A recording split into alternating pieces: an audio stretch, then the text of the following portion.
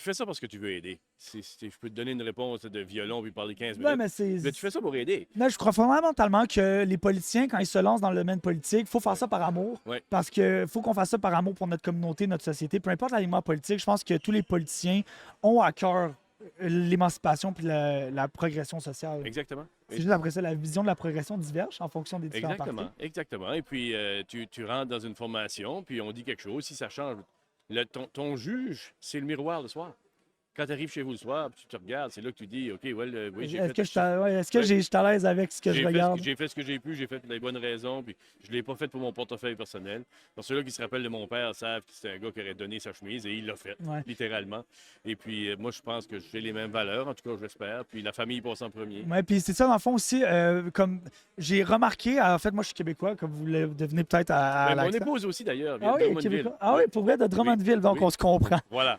On parle le même langage. Mais je sais que peu importe la province, à travers l'ensemble du pays, le conservatisme a toujours été une idéologie politique qui mettait de l'avant des valeurs traditionnelles de la famille. La famille, c'est important.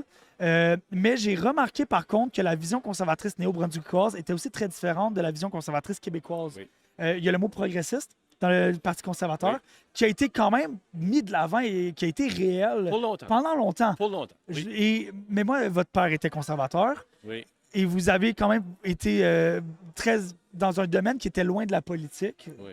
Mais qu'est-ce qui a créé cette transition-là de l'artiste au politicien?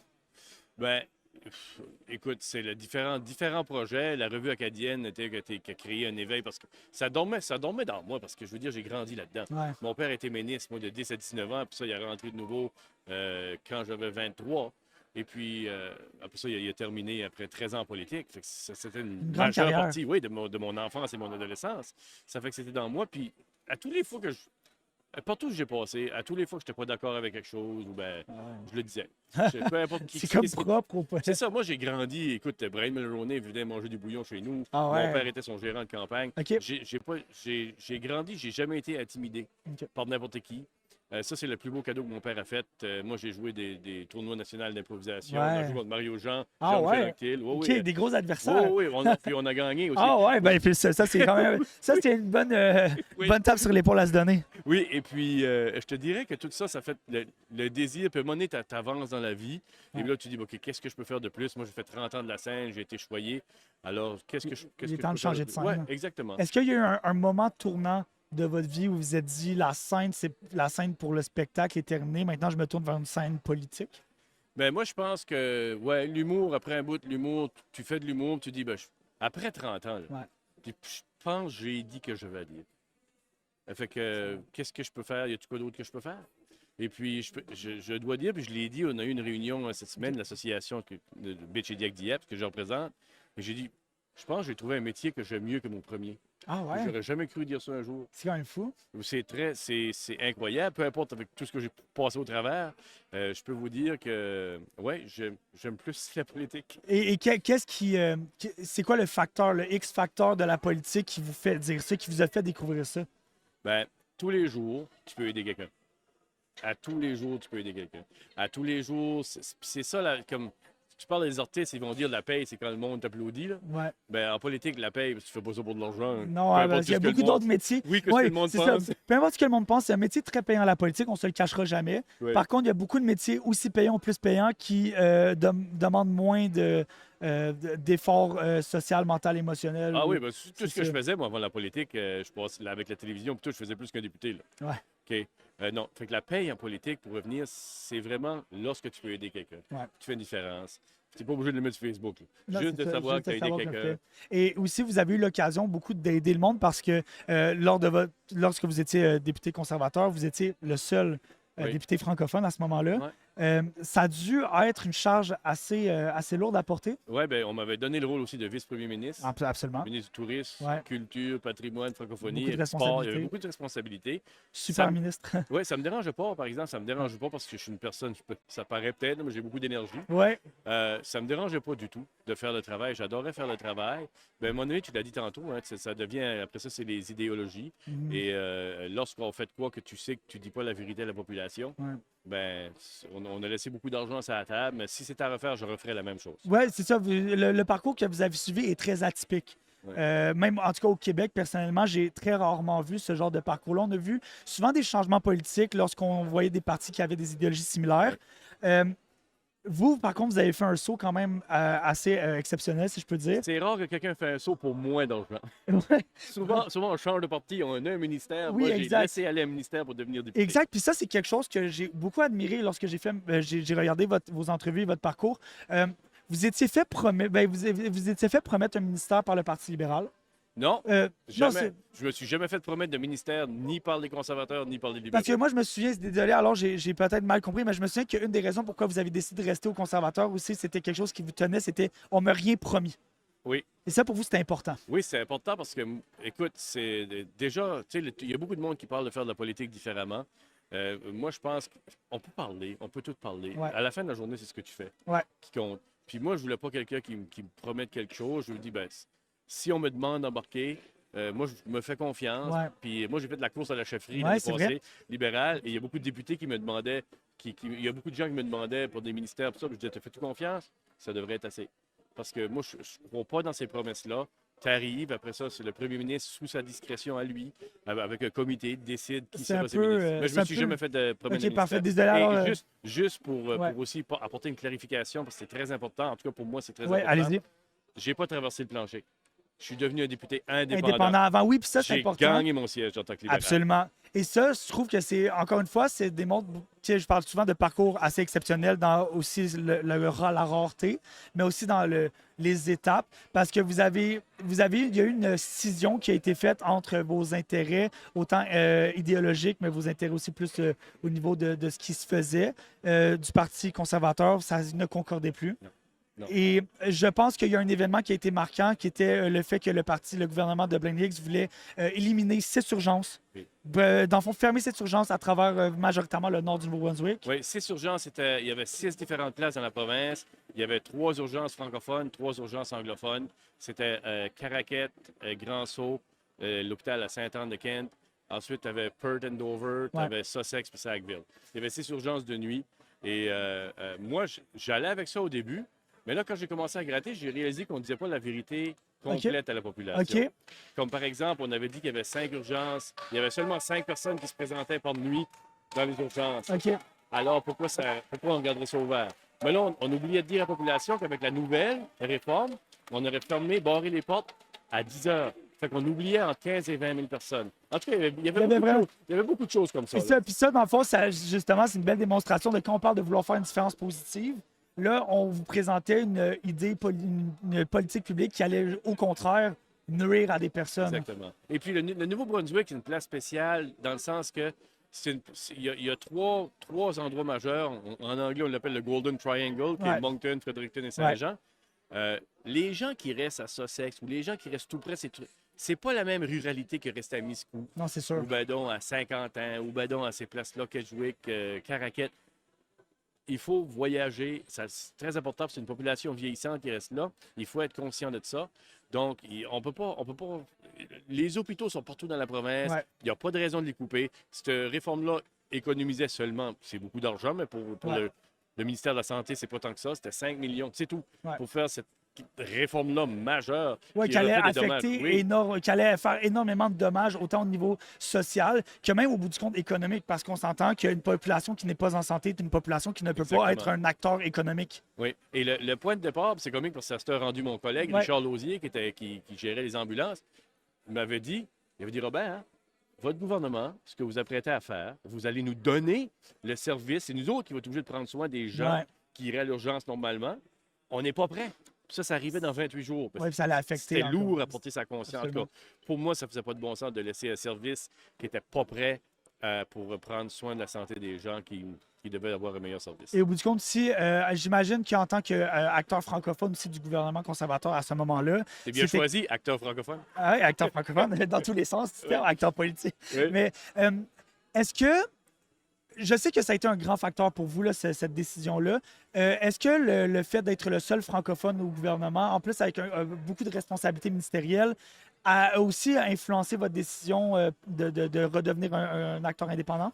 Bien, quand ça venait à la langue, OK, moi, j'avais toujours réussi à l'intérieur parce que il y a aussi que j'étais le seul francophone, mais il ne faut pas oublier, c'était aussi un gouvernement minoritaire. Exactement. Donc, mon siège était très important. Très important. C'est un petit Oui. peu, comme on peut dire, la balance du pouvoir à ce moment-là. Et, là. oui, et oui, exactement. Ben moi, je suis très heureux parce que même pas un mois après que le gouvernement Higgs avait pris le pouvoir en 2018, Ouais. il voulait changer les règlements sur la langue dans les ambulances, dans Ouais. le temps que les gens sont le plus vulnérables. Exactement. OK. Fait que moi, j'avais été à Radio-Canada, puis j'avais dit, il y avait le chef du parti du People's Alliance, Chris Austin, Ouais. avait donné son appui à Higgs pour 18 mois. Ouais. J'ai dit, lui, il a donné 18 mois, pas moi. Fait que là, j'avais pris le temps des fêtes, j'ai dit, si on ne règle pas ça, je reviens pas.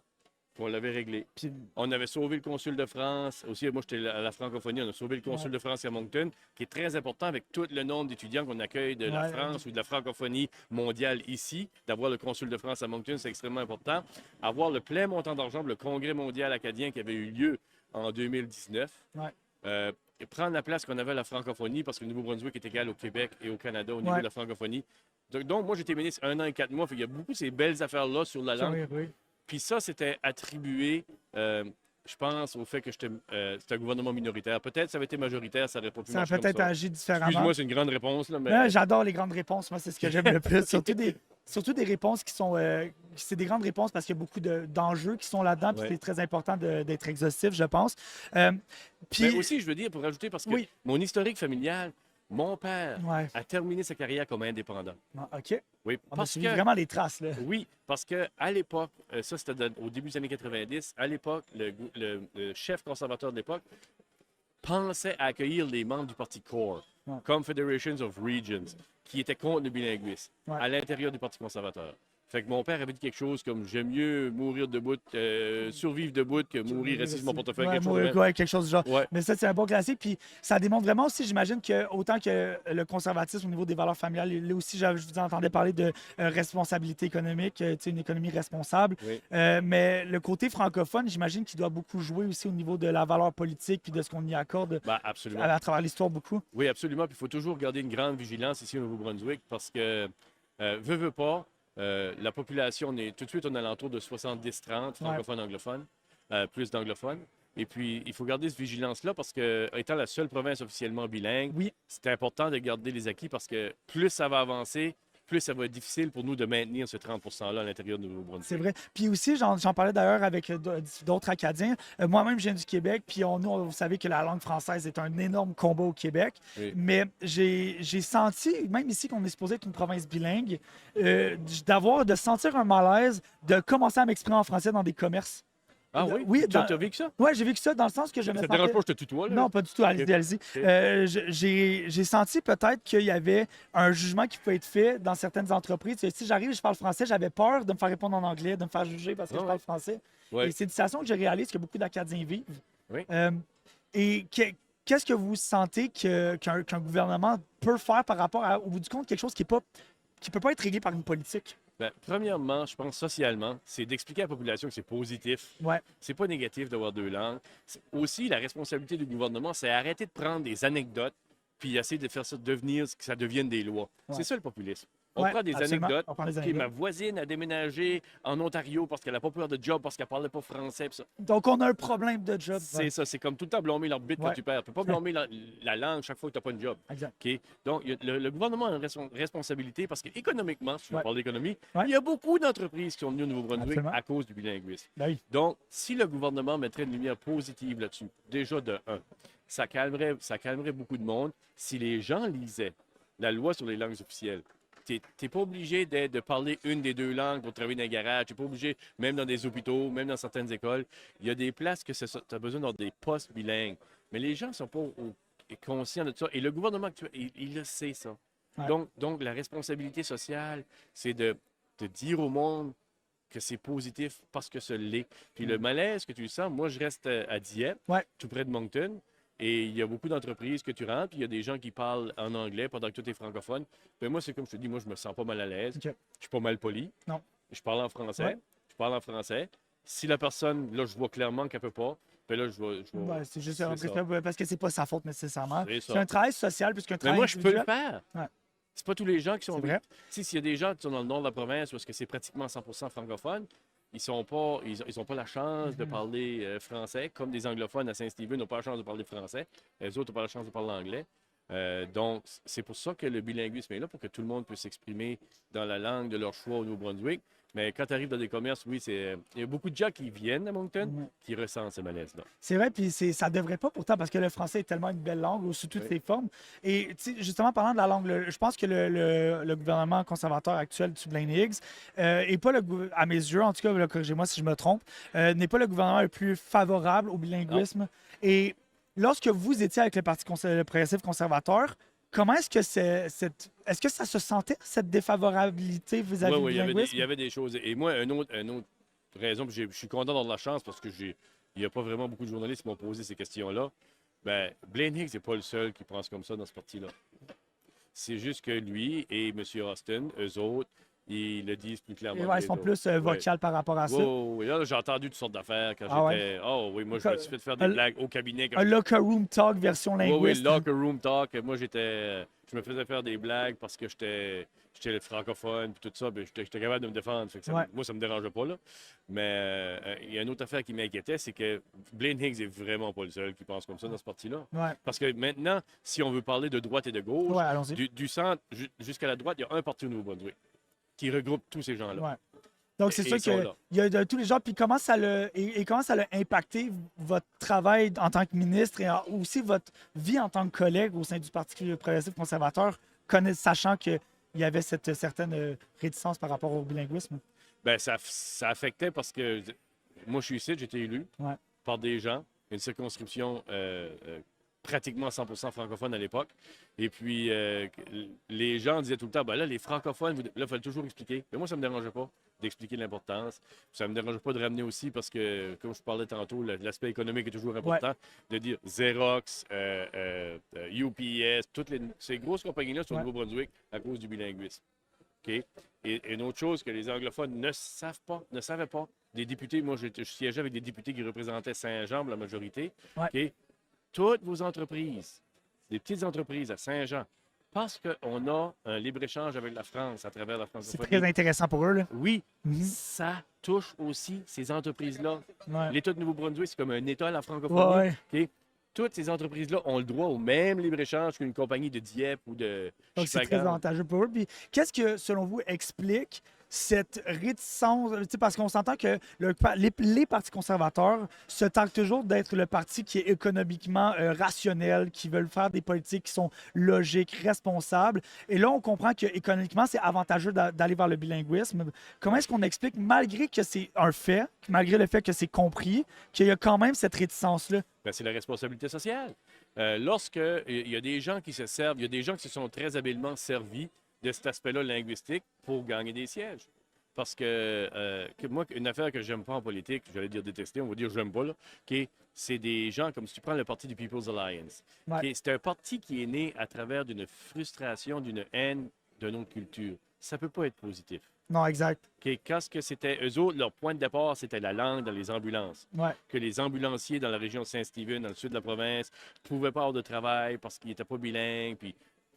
Mais quand c'est ça que tu véhicules, ben, c'est facile de soulever la frustration du public. Lorsque tu vas dans une salle, on le voit partout sur la planète, il y a des mouvements de droite, OK? Lorsque tu vas dans une salle, puis tu dis, tes enfants ne pourront pas travailler au Nouveau-Brunswick parce qu'ils n'ont pas la chance d'être... On va chercher le côté émotionnel de beaucoup de membres de la population. C'est un peu le populisme qu'on le voit. Tu sais, je veux pas, puis peut-être que ça explique aussi votre départ vers un poste indépendant. On voit, je considère qu'on voit ça un peu comme une américanisation de la politique. Le côté populisme, tu sais, par exemple, de Trump en 2016, qui s'est comme un petit peu attaqué même à la droite canadienne. Provoquer ça, aller chercher l'enfant, là, on le voit même avec la loi 713, le projet 713, que c'est exactement ce qu'on est en train de voir. Et la difficulté, tu l'as très bien mentionné, la difficulté, c'est que les gens, les politiciens qui sont habiles, parce que Chris Austin, on n'a vraiment pas la même idéologie, ben, il est habile parce qu'il parle. C'est un ancien preacher. Donc, il sait les notes, sur quelles notes jouer. C'est quelle corde jouer. Son habilité, tout ça. Mais alors, nous, la difficulté pour nous autres qui sommes au centre, moi, je me considère que je suis au centre, c'est comment est-ce qu'on fait pour parler, aller chercher la population, mais en disant, pas prétendre qu'on a la vérité absolue, là, mais voici ce qu'on pense qui est la meilleure affaire pour les gens. Comment est-ce qu'on fait pour parler, puis aller toucher les gens? Parce que la droite, quand ils parlent, lorsque tu écoutes Trump ou des autres politiciens de droite parler, ils donnent l'impression d'aller plus direct, ils donnent l'impression de plus défendre, ils donnent l'impression de ces choses-là.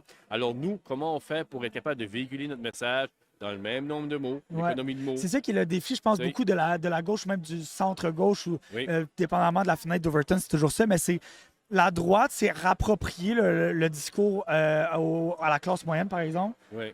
Comment est-ce qu'on fait comment est-ce que le Parti libéral veut combattre ce discours populiste qui est très facile d'accès? Ouais. On sait que c'est toujours plus compliqué de décortiquer le discours populiste que de Ouais. l'utiliser. Comment est-ce que vous pensez, c'est quoi la clé pour combattre ça? Ben, écoute, c'est le Parti libéral, si tu vois historiquement, c'est le parti les soins de santé universels, c'est le Parti libéral. Ouais. C'est juste de dire aux gens, c'est tout le temps, pas spinner. Tu peux tromper des fois Ouais. quelqu'un sur des idées, tu peux pas tromper les gens sur les émotions. Tu peux vrai. pas tromper les gens sur les émotions. Moi, je pense que c'est toujours être direct Être direct. avec la population le plus rapidement possible. Tu sais, quand tu entends un politicien starter en disant bien, vous savez, là, tu dis OK, Oui, ça. bon, la cassette. Écoutez, c'est une bonne question. Il faut par contre considérer. Tu sais, là, c'est Ben, bon, c'est et ça, c'est la voilà. cassette. Puis moi, le plus beau compliment que j'ai eu, il y a des gens qui disent ah, ben toi, quand tu parles, on dirait que tu dis quelque chose. C'est vrai. Ben, c'est parce que Ah, c'est vrai. j'essaye pas de cacher. Je veux dire, moi, je pense que la meilleure approche, c'est nous autres qui là, tu parles des sujets comme ça centrés sur des sujets qui sont très touchés, pardonnez-moi l'anglicisme. Mais on n'a pas le choix. À un moment donné, il faut qu'on représente des bonnes affaires. Ouais. Il y avait un député fédéral libéral de la Nouvelle-Écosse, je prends cet exemple-là, qui a dit je sais que je vais perdre mon siège en votant pour le mariage gay. Ouais. Mais il dit à un moment donné, il faut faire la bonne affaire. C'est vrai. Il faut être du bon côté de l'histoire, au bout du compte. C'est ça. Là. Exactement. Je pense surtout en tant que politicien, n'en étant pas un, c'est vraiment plus qu'est-ce que je pense. Il y a tous les jours ou presque, il y a une décision qui doit être prise sur de quel côté de l'histoire qu'on veut être. Ouais. Puis c'est un petit peu ce que vous avez. J'imagine la décision qui vous a mené J'espère. à transiter vers d'être indépendant. Quand vous avez été indépendant, moi, je vois ça comme un peu l'allégorie de la caverne. Quand on quitte un parti pour devenir indépendant, c'est comme si on sortait d'une caverne. Ouais. C'est quoi la première réflexion que vous avez eue lorsque vous avez pu enfin voir le Parti conservateur de l'extérieur? Ben écoute, moi, la seule chose que je peux dire, regarde, j'ai fait que j'ai pu. Au début, je savais pas si j'allais continuer à avoir une carrière parce que Ça vous a fait peur? Est-ce que c'est un stress que vous avez eu? Non. Ben, écoutez, moi, je suis habitué de me lancer dans le vide. Ouais. J'étais à fais la la pige politique. pratiquement toute ma vie. Ouais. Ça me faisait pas peur. Et puis, la famille, écoute, moi, mon épouse, Émilie, est la personne la plus importante de ma vie. Fait que ça aide quand tu sais qu'est-ce qui est tes priorités. Ouais. Puis, ben, il faut dire aussi qu'avec l'indépendance est arrivée la pandémie. Ouais, ça a été un gros On facteur. était tous sur le même point, on était tous chez nous. Ouais. Tous les politiciens, tous les artistes, tous les sportifs, Ouais. on était tous chez nous. Ouais. Puis tous les journalistes, tout le monde était chez eux. Ça fait que ça te donne du temps de mettre les choses en perspective. Ouais, ça a été une grosse période de remise en question pour beaucoup. Je pense qu'il y a eu énormément de changements de carrière, Oui, changements de parti. oui. Oui, ce temps-là que vous avez eu chez vous, qu'est-ce que vous pouvez dire que la pandémie, avec tous les négatifs que ça a eu, qu'est-ce que vous pouvez dire que la pandémie vous a ramené en tant qu'homme politique? Pas de temps à perdre. Pas de temps à perdre? Pas de temps à perdre avec des politesses inutiles ou ben non, Ouais. dire aux gens. Moi, j'ai déjà dit à quelqu'un qui est venu de mon bureau, il avait pris ce que le gouvernement, la PCU que le gouvernement Ouais. fédéral donnait, mais il n'avait pas droit à être sur l'assistance sociale.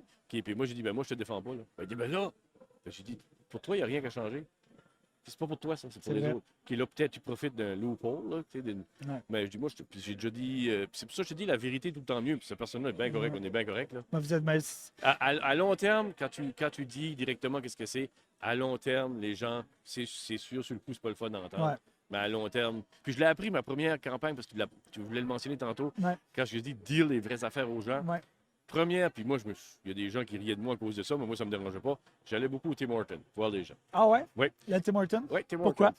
Ben, parce que tu as le vrai pouls de la population. Ces gens-là, écoute, c'est pas eux autres qui donnent le plus aux partis politiques. C'est pas eux autres. Ils ont très peu d'attentes. Ils se sont fait faire toutes les promesses au monde. Donc, ils sont tannés un petit peu Ouais, c'est ça. tout le marionnettage de la politique. Il y a un énorme cynisme politique Oui. qui se répand. Ben, il y a un gars qui m'avait dit bon, t'es ici, avant l'élection, t'es ici. Là. Vous venez tous nous voir. On va-tu te voir après? Ben, moi, j'ai répondu ben, tu verras après. Tout le monde arrive. J'ai dit ah! Ça, c'était comme au début de ma Ok. première campagne. Je n'avais jamais été en politique avant. Puis je me fais dire, bah, c'est ça que le monde veut. Parce qu'il a dit, ouais, c'est la meilleure réponse que j'ai eue. C'est vrai. Puis après, je suis allé. Ah, c'est parfait, mais c'est la bonne marche à suivre. Et c'est ça, juste déraillons sur le cynisme politique qui est comme de plus en Ouais. plus grand. Je pense que le plus gros défi, c'est aller chercher les jeunes. Ouais. Est-ce que vous sentez que depuis que vous avez fait la transition, il y a une réception chez les jeunes qui est différente de votre message? Oui, oui, parce que les jeunes sont plus politisés qu'on le pense. Mhm. OK? Puis j'avais posé une question à un jeune. Comment est-ce qu'on fait pour embarquer les jeunes en politique? Ouais, Il a dit, ben, si on avait la réponse, on arrêterait de poser la question. c'est vrai. Ouais. Mais je pense qu'il y a des gens, il y a les enjeux. Moi-même, j'ai un garçon de 15 ans, j'ai une fille de 11 ans. Ouais, qu'est-ce qu'ils disent de la politique à cet âge-là? Ah, chez les vous? autres sont bien corrects. Moi, j'étais un rebelle. Moi, je ici la politique quand j'étais Ouais. adolescent. Là.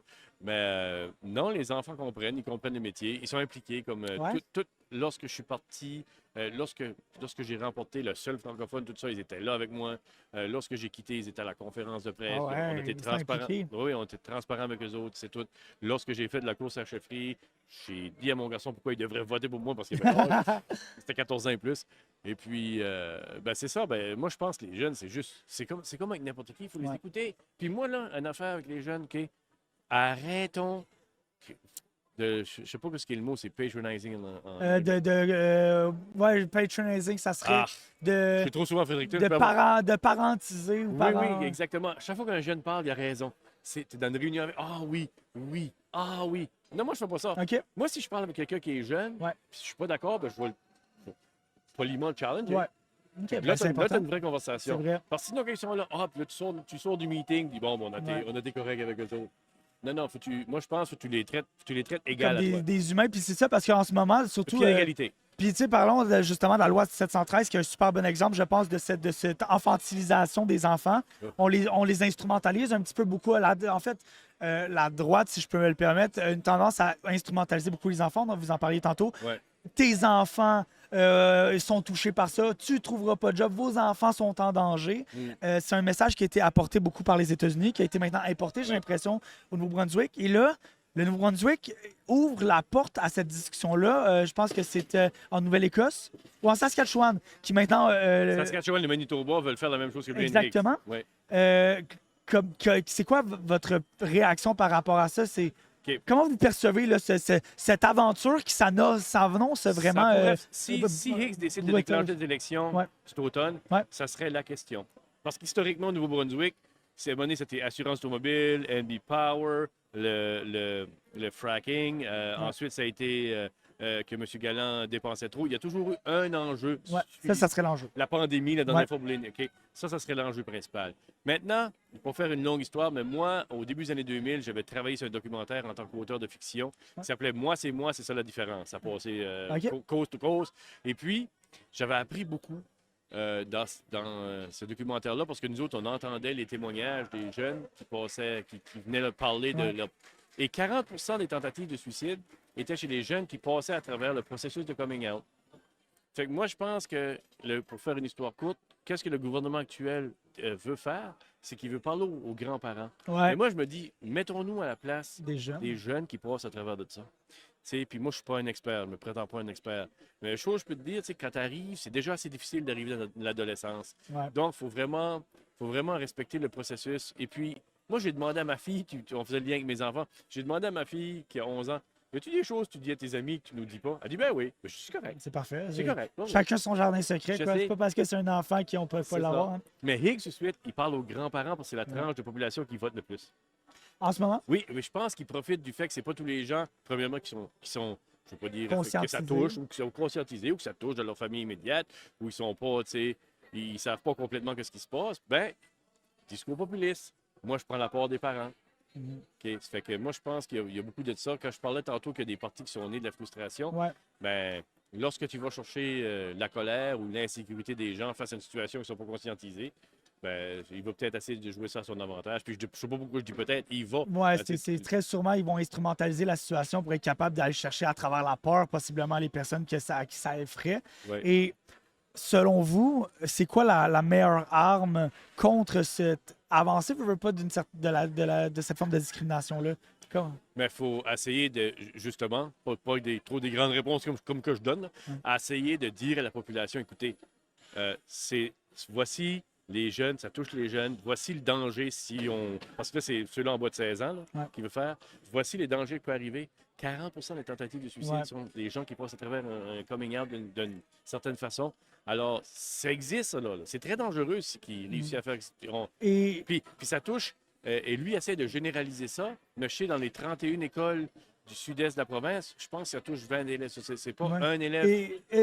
Corrige-moi si je me trompe, peut-être que j'ai pas les faits de la bonne manière, mais je pense que Blaine Higgs aurait utilisé ou aurait assuré qu'il y avait eu beaucoup de plaintes par rapport à ça, mais Ouais, qu'au bout du compte, lorsqu'il y a eu dévoilement, zéro. justement, zéro plainte. Zéro. Fait que là, Et malgré tout, il y a un soutien par rapport à cette idée.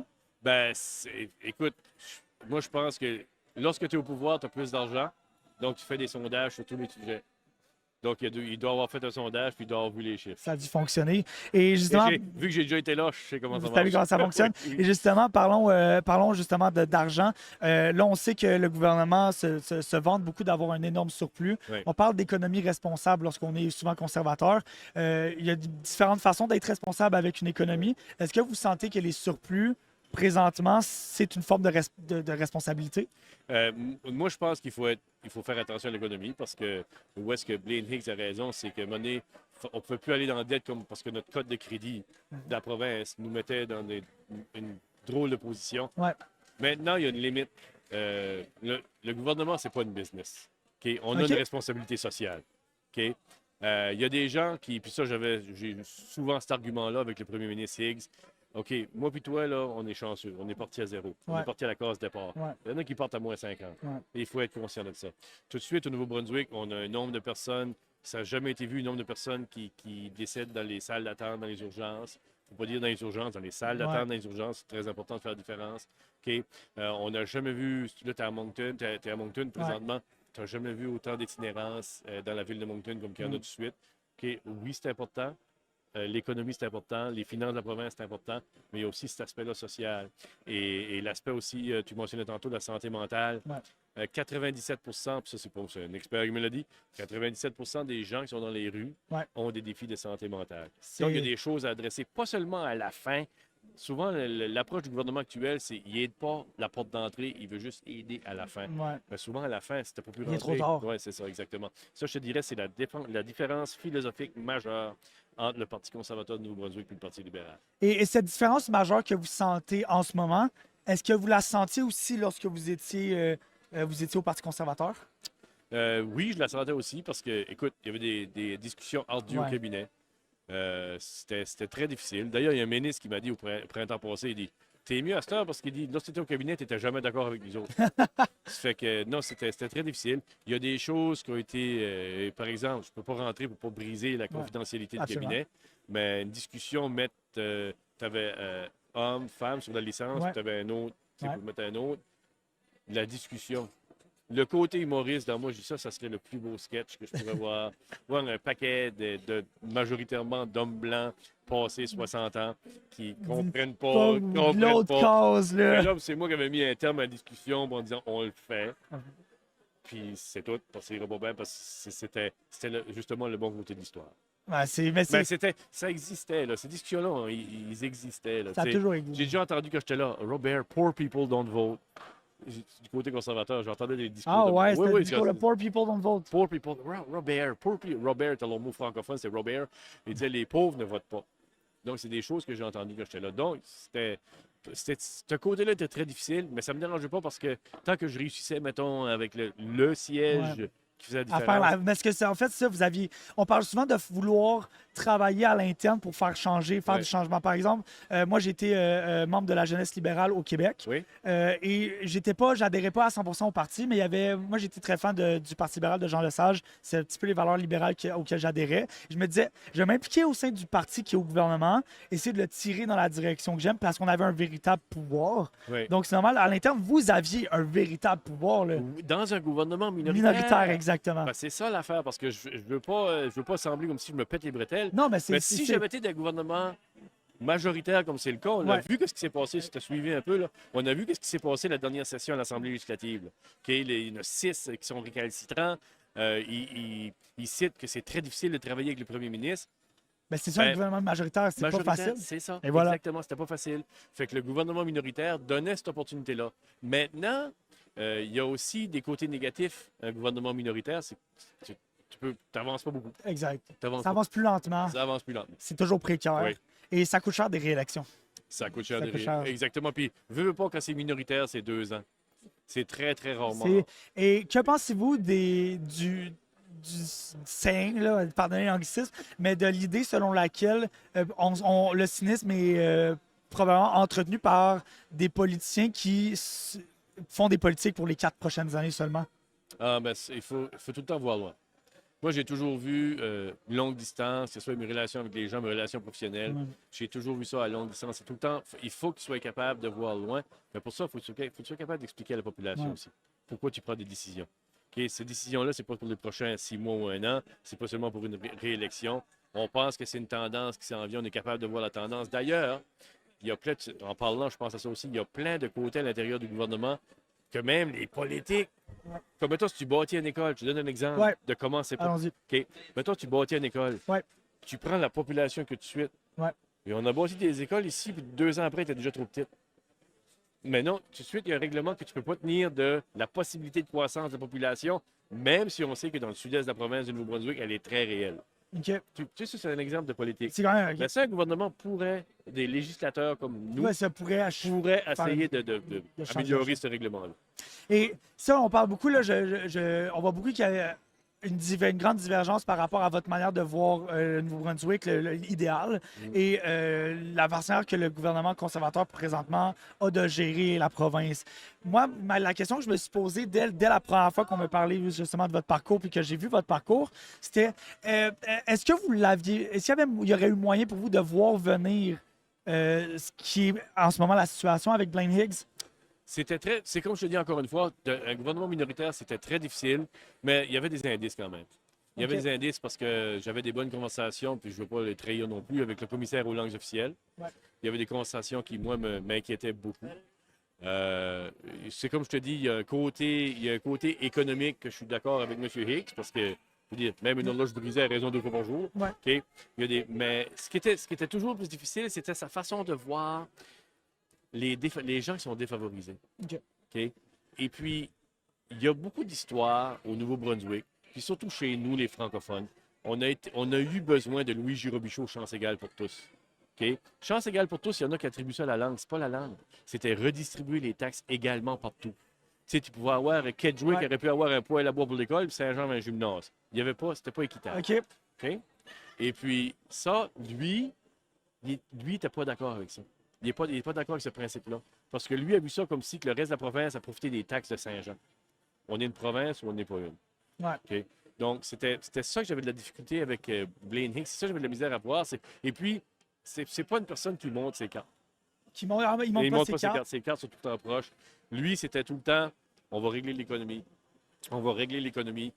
Donc ça, il s'éloignait vraiment de votre vision que vous disiez d'être direct et de dire les choses au bout du compte Ouais. dans sa manière. Non, c'est ça. Et puis, il donne l'impression de parler directement. Ouais. Mais comment de fois, si jamais vous faites l'exercice, Ouais. comment de fois qu'il a changé d'idée ou il a changé de flip-floppé, comme on dit en Ouais, bon c'est français? ça. Là? Mais ça, c'est beaucoup. Mais quand on parle d'américanisation puis de populisme, justement, moi, c'est un petit peu là que je le vois, puis vous me direz ce que vous en pensez, mais il y a énormément de ping-pong idéologique. Ouais. Au sein à coup de sondage parfois, des fois c'est à coup de spin différents, pour toujours montrer qu'on s'est adapté, mais qu'au bout du compte, c'est simplement y aller avec les va-et-vient de la position idéologique. Exactement. Puis on n'avance pas dans ce temps-là. Je pense qu'un gouvernement responsable devrait établir et dire à la population, Voici le plan. voici ce qu'on a l'intention, où est-ce que l'intention, c'est là, vers là qu'on veut aller. OK? Il faudra peut-être aller plus là un moment donné, plus là, ça ne dérange pas, mais voici la direction dans laquelle. Oui. Est-ce que Les gens respectent ça, et les gens comprennent que des fois, ça on va change? se tromper. Je veux dire, des fois, il y a une pandémie qui arrive aussi. Et Exactement. est-ce que vous sentez que... j'ai perdu le fil de la question à cause du cri, je suis désolé. Mais par rapport à ça, justement, le manque de direction, là, est-ce que vous sentez que c'est quelque chose qui peut être réapproprié par le Parti libéral, justement? Absolument. Est-ce que c'est dans les plans? Oui, c'est dans les plans. Je pense que c'était au mois de février, on a une réunion de politique, notre membership pourra s'exprimer. OK. Sur tous les sujets qu'ils le désirent. On va proposer certains sujets. Ouais. Et la fin de semaine, ça va se passer. Les gens on va ouvrir le plancher. On a quand même un membership de près de passer 10 000 personnes. Ouais, OK. Puis il y en avait plus, mais je n'ai pas le chiffre exact. Là, fait on va dire 10 000. Mais on ne connaît pas les membres. on en a beaucoup. Je me fie à la dernière campagne électorale. Il y avait 9 500 personnes qui étaient inscrites pour voter. OK. OK. Donc, allons avec ce chiffre-là. OK. Alors, tous ces membres-là ont le droit de venir ou auront la chance de participer pour nos politiques qui vont influencer leur vie durant les 10 prochaines années. Et comment est-ce que vous comptez aller chercher le monde et les encourager à venir se prononcer parce que c'est dur de faire des politiques, de représenter des voix qui ne se prononcent pas. C'est exactement. Comment on fait pour aller les chercher, ces voix-là? Ben, c'est justement en disant, regarde, là, votre voix va compter. Parce que c'est Et, pas... comment on fait, parce que c'est dur d'y croire quasiment, mais il y a beaucoup de cynisme. Ben oui, Comment mais on fait je pour le les sais. faire croire? Je le sais que c'est dur d'y croire. Je suis d'accord avec toi. Je Ouais. le sais avec tout ce qui a été dit, tout ce qu'on voit. Exact. C'est difficile d'y croire. Ben écoute, il n'y a pas de recette magique. Ouais. Tu regardes quelqu'un dans les yeux, tu dis, bon, ben viens parler, là, tu seras On va entendu. t'entendre. Oui, parce que c'est pas parce que souvent, les plateformes politiques, puis Blaine Higgs, on parle de plateforme, en 2018, il a remis sa plateforme électorale, je pense que c'était le vendredi, puis l'élection était lundi. Ah ouais, c'est super. Non, non, mais c'est vrai, là. Ouais. OK. Mais là, il ne faut pas que la plateforme soit faite pour 3 personnes dans une chambre à Fredericton. Le membership va décider. Le membership va voter. Et nous aussi, on aura le droit de parole s'il y a quelque chose qu'on n'est pas d'accord avec. C'est ça l'exercice. Mais tu as raison, c'est que, regarde, veux-tu participer? C'est là, cette fin de C'est là semaine-là. que ça se passe. Viens, lève la main, on t'écoutera, puis on prendra en note de ce que tu as dit. Et puis, le bien, puis moi, c'est tout le temps ça que je dis. Parce que j'ai réalisé ça très tôt en politique. Lorsque tu attaques le portefeuille des individus, c'est là que ça C'est là que ça enrage. touche, ben oui. Et là que ça enrage. Il y a une grande raison pour laquelle est-ce que très souvent, le monde va aller vers la loi du plus grand confort, Ouais. que j'appelle, c'est comme, qu'est-ce qui touche mon portefeuille? Parce que je considère que mon portefeuille est ce qui dirige mon train de vie. Ouais. Si mon train de vie peut Mais être là, je te parle confortable. d'individus. Oui, là. on parle d'individu, exact. Oui, oui, d'individus, là, parce Ouais. qu'ils défendaient des causes, mais tu réalisais à un moment donné qu'ils défendent leur portefeuille. C'est là qu'ils choquent. Et justement, parlant de portefeuille, tu sais, on parle très souvent, moi, quand je vois le Parti libéral, je le vois comme cœur à gauche, portefeuille à droite. Oui. Moi, personnellement, je suis plus à gauche sur l'idéologie, la ligne Ouais. politique. Mais la cervelle est dans le milieu. Mais c'est ça. Mais moi, je me demande comment est-ce comment est-ce qu'on peut allier un cœur à gauche et un portefeuille à droite? Ben, c'est là que tu as besoin de ton membership. C'est là, eux autres, parce que, puis pour finir le point, c'était oui, ton portefeuille, mais pense pas à toi, là. Pense Ouais. à la population générale. Tu as une responsabilité si tu participes. Que ce que tu dis va affecter la vie de toutes les passés 825 000 néo-brunswickoises qu'on a tout de suite, OK, pour les 10 prochaines années. OK? C'est ça qu'on va chercher. Puis, chaque sujet est différent. Chaque fois qu'il y a un sujet qui arrive devant toi, que ce soit les 713, que ce soit Ouais. la santé, que ce soit tout ça, des fois, il faudrait être plus au centre, des fois un petit peu économiquement plus à droite, et des fois, il faudrait aller plus à gauche. Et qu'est-ce qui définit ces besoins de changement-là, selon vous? À quel moment est-ce qu'on doit tirer vers la droite, tirer vers la gauche? Est-ce que on parle plus de cas par cas ou de certaines politiques publiques? Ben, il y a qui des cas par cas. Je te dirais vraiment que de faire attention à la dette. Ouais. Je pense que tous les gouvernements doivent faire attention à la dette. OK. Ben, maintenant, il y a une limite. Il y a une limite. Où est-ce qu'on peut aller plus au centre puis vers la gauche? Et vous la définissez comment, cette limite-là? Ben, la sécurité et la santé des gens. Tu sais, les soins de santé, c'est comme je te dis tout de suite, il y a 72 000. Le chiffre est supposé de Ouais, descendre. mais- On a quelque chose qui s'appelle au Nouveau-Brunswick Health Link, qui est si tu n'as pas de médecin de famille, tu vas là. OK. Ils étaient supposés de faire ça pour, je sais pas comment, 36 000. Ils sont rendus avec 72 000. Donc, il y a des besoins. Il y a des médecins qui se retirent qui avaient des 3 000 patients. OK? Il y a des besoins. Ben, là, c'est inévitable. Il faut faire des investir. investissements. Il faut faire des investissements. Puis ça ne veut pas dire garocher le portefeuille par la fenêtre, parce qu'il y a des gens qui ont des idées. Puis moi, ce que je me demande, puis là, c'est une question parce que je suis pas un spécialiste, je suis pas un économiste, je suis pas un maître de la dette, donc là, c'est plus à caractère éducatif que je pose cette question-là.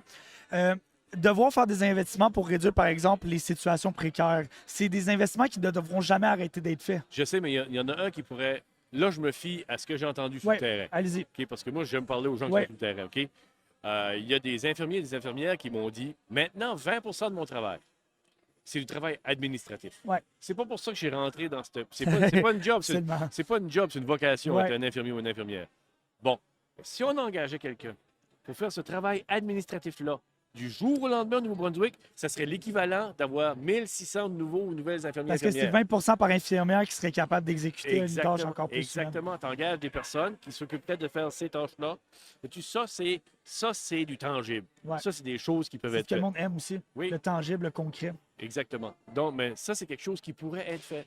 C'est pas, il y a plus de nuances que ça. Là, je te dis les grandes Ouais. lignes. Mais ça, c'est un exemple. Et ça, tu peux aller dans différents, et il y a des gens qui peuvent nous dire ça. Ouais. C'est comme de l'innovation à l'intérieur du gouvernement. Les petites entreprises qui continuent la croissance, ils n'ont pas peur d'innover. Et c'est quoi le plus grand frein à cette innovation-là en ce moment? L'opinion publique. Le quoi, pardon? L'opinion publique. L'opinion publique? Ah oui, vous sentez le frein de l'opinion publique? Ben, c'est ça qui fait souvent, malheureusement, les gouvernements de tout genre, Ouais. de toute affiliation, de toute géographie, avec les réseaux sociaux, Oui. sont, La sont- nouvelle rapide, là. la nouvelle rapide, ça peut déraper vite ou ça peut venir positif très vite. Et puis, si ça monte trop, ben, les députés qui sont affectés sentent la soupe chaude, vont aller voir le chef, puis il a dit tu peux pas faire ça. Tu sais, puis, ça, je l'ai vu, là. Ouais. OK. Donc, l'opinion publique, tout de suite, c'est quelque chose. Et c'est pour ça qu'on doit être capable de résister et d'avoir un plan dans lequel on croit, jusqu'à preuve du contraire, où est-ce qu'on peut peut-être enligner l'aiguille.